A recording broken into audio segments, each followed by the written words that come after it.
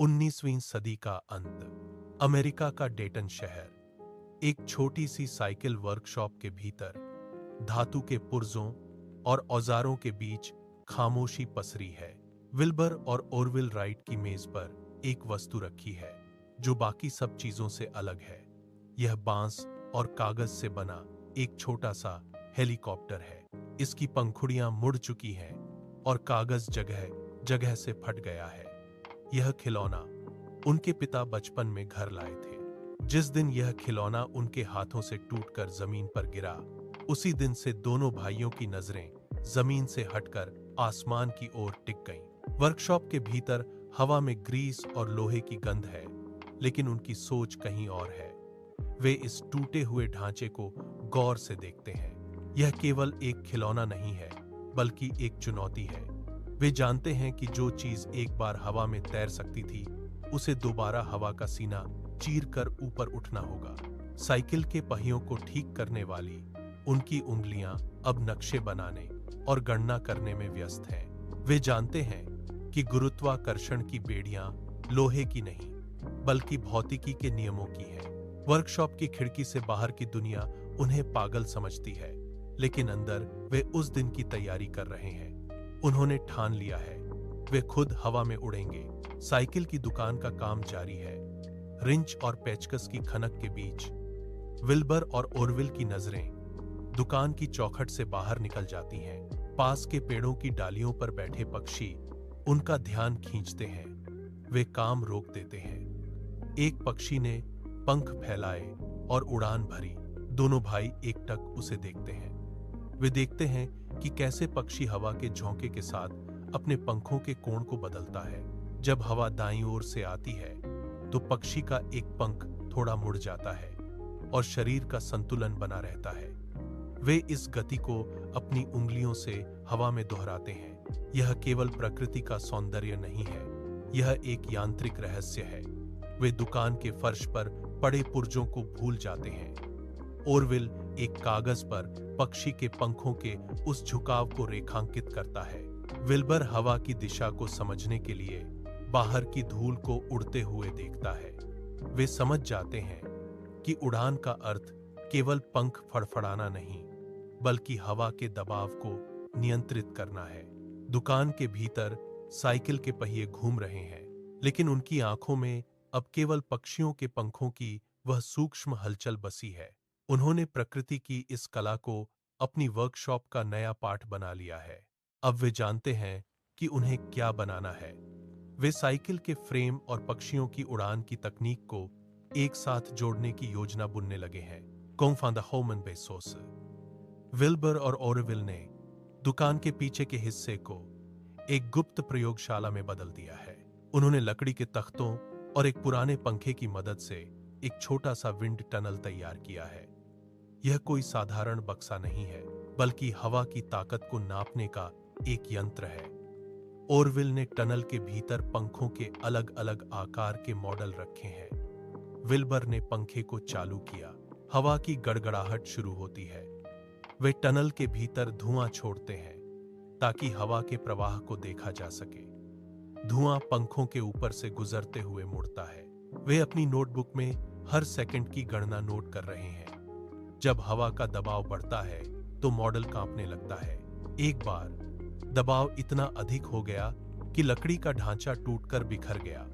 टुकड़े फर्श पर जा गिरे। विल्बर ने तुरंत उन टुकड़ों को उठाया और दरारों को देखा। उन्होंने हार नहीं मानी। उन्होंने फिर से गणना की।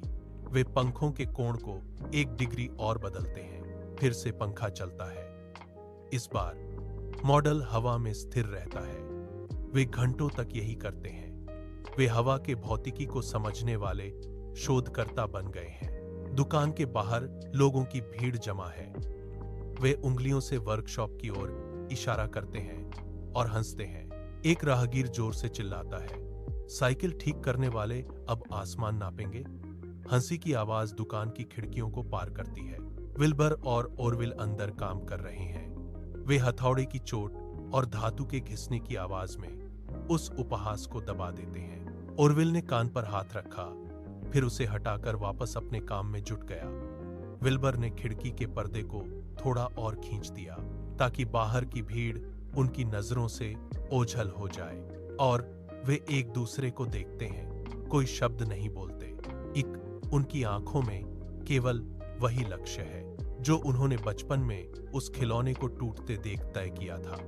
वे अपनी मेज पर रखे गणनाओं के कागज को फिर से जांचते हैं। बाहर लोग अभी भी मजाक उड़ा रहे हैं, वे उन्हें पागल समझ रहे हैं, लेकिन वर्कशॉप के भीतर वे एक और पंख का मॉडल तैयार कर रहे हैं। विल्बर ने धातु के एक टुकड़े को मोड़ा, ओरविल ने उसे मजबूती से पकड़ा। बाहर की दुनिया की आवाजें अब उनके लिए बेमानी हैं। किटी हॉक की रेतीली पहाड़ियों पर हवाएं किसी चाबुक की तरह चल रही हैं। विल्बर और ओरविल ने अपने ग्लाइडर को ढलान पर खड़ा किया है। ओरविल ने नियंत्रण संभाला और दौड़ना शुरू किया। अचानक हवा का एक तेज झोंका आया। ग्लाइडर का संतुलन बिगड़ा और वह सीधे रेत में जा गिरा। लकड़ी के ढांचे के टूटने की आवाज सन्नाटे को चीर गई। ओरविल मशीन के नीचे दबा हुआ है, उसके हाथ से खून निकल रहा है। वह दर्द से कराह उठा। विल्बर दौड़कर पास पहुंचा और भारी मलबे को हटाया। ओरविल के चेहरे पर धूल और रेत जमी है, उसका हाथ कांप रहा है। विल्बर का अपना चेहरा भी धूल से सना है, उसकी सांसें तेज हैं। वे दोनों वहां रेत पर बैठ गए। ओरविल ने अपने घायल हाथ को कपड़े से लपेटा। विल्बर ने बिखरे हुए पंखों के टुकड़ों को उठाया। वे एक दूसरे को देखते हैं। उनकी आंखों में थकान है, लेकिन हार का नामो निशान नहीं है। उन्होंने रेत साफ की, टूटे हुए जोड़ों को फिर से जोड़ा और तारों को कसना शुरू किया। सूरज ढलने लगा है, लेकिन वे रुक नहीं रहे। वे जानते हैं कि हर क्रैश उन्हें उस संतुलन के करीब ले जा रहा है जो हवा में टिकने के लिए जरूरी है। वे फिर से खड़े हुए ग्लाइडर को वापस ढलान पर ले गए। उनकी मांसपेशियां दर्द से ऐंठ रही हैं, लेकिन वे फिर से उड़ान भरने की तैयारी कर रहे हैं। वे अपनी शारीरिक सीमाओं को चुनौती दे रहे हैं, क्योंकि वे जानते हैं कि आसमान तक पहुंचने का रास्ता इसी रेत और दर्द से होकर गुजरता है। वर्कशॉप में मेज पर पड़ा पुराना इंजन धुआं छोंकर बंद हो गया है। विल्बर ने भारी लोहे के पुर्जों को एक तरफ धकेला। वे बहुत भारी हैं, वे उहन के लिए नहीं बने। ओरविल ने अपने मैकेनिक चार्ली टेलर को बुलाया। तीनों ने मिलकर एक नई योजना बनाई। एल्यूमीनियम की चादरें मेज पर बिछाई गईं। चार्ली ने धातु को काटने के लिए आरी उठाई। उसकी आवाज वर्कशॉप की दीवारों में गूंजने लगी। वे घंटों तक एक एक नट और बोल्ट को तराशते रहे। उन्होंने इंजन के हर हिस्से को हल्का किया ताकि वह हवा में वजन न बढ़ाए। पसीने की बूंदें उनके माथे से गिरकर धातु पर गिर रही हैं। जब अंतिम बोल्ट कसा गया तो इंजन चमक उठा। उन्होंने उसे मशीन के ढांचे में फिट किया। अब वर्कशॉप में सन्नाटा है। विल्बर ने अपनी उंगलियों से प्रोपेलर को धीरे से घुमाया। इंजन की धातु ठंडी है। ओरविल ने अपनी हथेलियों को बार बार रगजा। वे एक दूसरे की ओर देखते हैं। उनके चेहरे पर कोई मुस्कान नहीं है। उन्होंने औजारों को समेटा और वर्कशॉप का दरवाजा खोला। ठंडी हवा अंदर आई, जो इस बात का संकेत है कि अब समय आ गया है। 17 दिसंबर 1903 की सुबह किटी हॉक की रेत पर बर्फीली हवाएं चल रही हैं। हवा इतनी तेज है कि वह चेहरे को काट रही है। राइट फ्लायर लकड़ी की पटरी पर खड़ा है। विल्बर और ओरविल ने मशीन को अंतिम बार जांचा।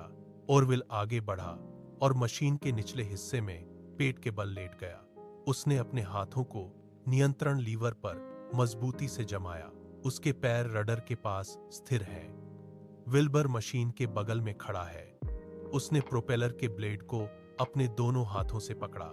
उसने एक गहरी सांस ली और पूरी ताकत लगाकर प्रोपेलर को जोर से घुमाया। पहली बार में इंजन नहीं घूमा। विल्बर ने फिर से कोशिश की। अचानक एक धातुई धमाके के साथ इंजन जाग उठा। इंजन की गड़गड़ाहट ने किटी हॉक के सन्नाटे को पूरी तरह चीर दिया। यह आवाज इतनी तीव्र है कि रेत के कण हवा में कांपने लगे हैं। ओरविल ने अपनी पकड़ और मजबूत की। मशीन के ढांचे में कंपन महसूस हो रहा है। विल्बर एक कदम पीछे हटा। ओरविल की आंखों में केवल सामने की पटरी है। मशीन अब हिलने के लिए तैयार है। ओरविल ने लीवर को दबाया। मशीन लकड़ी की पटरी पर तेजी से दौड़ रही है। रेत के कण पहियों के नीचे से उछलकर हवा में बिखर रहे हैं। ओरविले ने नियंत्रण लीवर को मजबूती से थाम रखा है। अचानक मशीन का अगला हिस्सा थोड़ा ऊपर उठा, फिर वापस नीचे गिर गया। एक पल के लिए ऐसा लगा कि वह पटरी पर ही रुक जाएगी। विल्बर दौड़ते हुए मशीन के साथ चल रहा है। तभी एक तेज झटके के साथ मशीन ने जमीन का साथ छोड़ दिया। वह हवा में तैर रही है। गुरुत्वाकर्षण की बेड़ियां टूट चुकी हैं। ओरविले ने नीचे देखा। रेत की लकीरें तेजी से पीछे छूट रही हैं। मशीन का ढांचा हवा के दबाव को झेलते हुए कांप रहा है। यह कोई सपना नहीं है, यह ठोस वास्तविकता है। 12 सेकंड का समय, 120 फीट की दूरी। विल्बर की नजरें आसमान की ओर टिकी हैं। मशीन धीरे धीरे नीचे की ओर झुकी और रेत पर सुरक्षित उतर गई। इंजन की आवाज धीमी होकर बंद हो गई। सन्नाटा फिर से छा गया, लेकिन इस बार वह सन्नाटा जीत का था।那12秒的飞行在基地霍克的沙地上留下了第一道印记。那不仅仅是机械的起飞，那是人类文明跨越地平线的起点。从那一刻起，物理空间的距离被重新定义。今天，当巨大的喷气式客机划破云层，将相隔万里的城市连接在几个小时的航程内时，我们依然在复刻着那天的逻辑。成千上万的引擎在万米高空轰鸣，它们继承了那台木质机器的灵魂。无论科技如何演变，无论机身材质从木材变为复合材料，那份对重力的挑战始终未变。我们坐在舒适的舱位里，看着窗外的云海，往往忽略了脚下那片曾经被视为禁区的蓝天。这一切的便利都源于那2个在自行车店里不断拆解零件、不断记录风洞数据的身影。他们不仅制造了机器，更是在人类的基因里植入了飞行的渴望。每一次起飞都是对那段历史的致敬，每一次降落都是对那份坚持的延续。当飞机平稳地滑行在跑道上，请记住，这漫长的航线死于1903年那个寒冷的清晨。那2个兄弟用双手将人类送入天空，从此世界不再遥远，天空不再是极限，而是我们的新家园。